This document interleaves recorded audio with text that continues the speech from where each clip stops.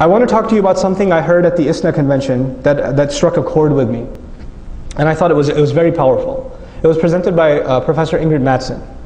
And she talked about the difference between a cult and a community. So this is the last thing I'm sharing with you. The difference between a cult and a community. A community is a place where everybody's welcome. And diversity is appreciated. The fact that you are different is a good thing, because it adds to the texture and the depth and the richness of the community. A cult, however, demands that everybody be exactly the same. They should talk the same, they should dress the same, they should look the same, they should act the same. It's like this uniform thing. That's a cult. Now, in a community, when somebody makes a mistake, Muslims, we make mistakes.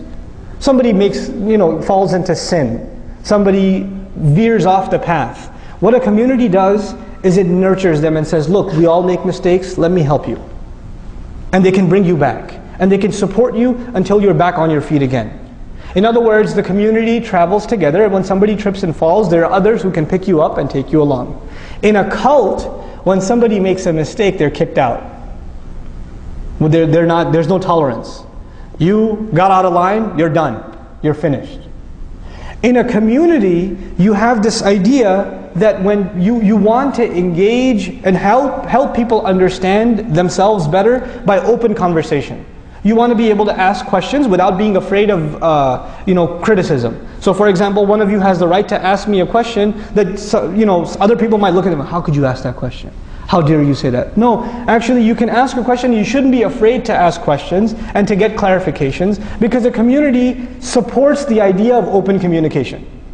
There should be nothing is taboo. We should be able to ask whatever we want to ask without being afraid of being judged, right? In a cult, you're not allowed to ask questions. If you ask certain questions, how dare you? You should be ashamed of yourself. Why don't you become like everybody else, a robot?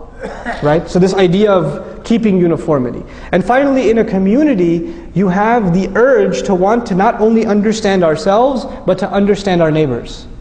So we'll go over to the church, we'll go over to the fire station, we'll go over to our neighbors and invite them over to us. And we'll say, tell us about your faith, we'll tell you about ours. وَتَعَاوَنُوا عَلَى الْبِرِّ وَالتَّقْوَى. Cooperate with each other in good things and in taqwa. You can do that. You can even agree to certain things with them. So now, a community would like to reach out and to be known and to identify itself as someone who can serve others. A cult, however, hates outside communication. They want to be isolated, cut off from everybody else. And what a cult does to their members, it tells them don't listen to anybody else, because they'll mess you up. The only way you'll stay safe is if you listen to us. We've got the right Islam. Everybody else is deviant and out, they'll put waswasa and mess up your aqidah and this and that. So don't listen to this speaker, don't go to that convention, don't go to that masjid, don't go here, don't go there, don't go there, don't go there, because it'll all be, you'll get lost. We're trying to keep you safe.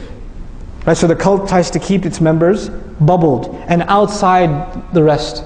And actually I said finally, but this is the most important one, so finally. A community, one of its fundamental functions is to help the family become stronger.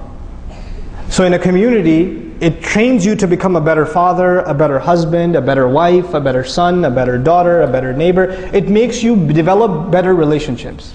Right? That's what a community does. You know what a cult does? It cuts you off from your family. You have conflicts in the house. You have disagreements and arguments. You have the home turns into a battlefield. Why? Because you're trying to turn your family doesn't agree with your cult, so the family became the enemy. And the cult will even come and say your family is a fitna. You should, they're dunya, we're calling you to deen, so leave your family. This is a cult. And the reason I make this distinction is, a lot of masjids in this country are cults. A lot of masjids are cults. And what we need in this country is communities.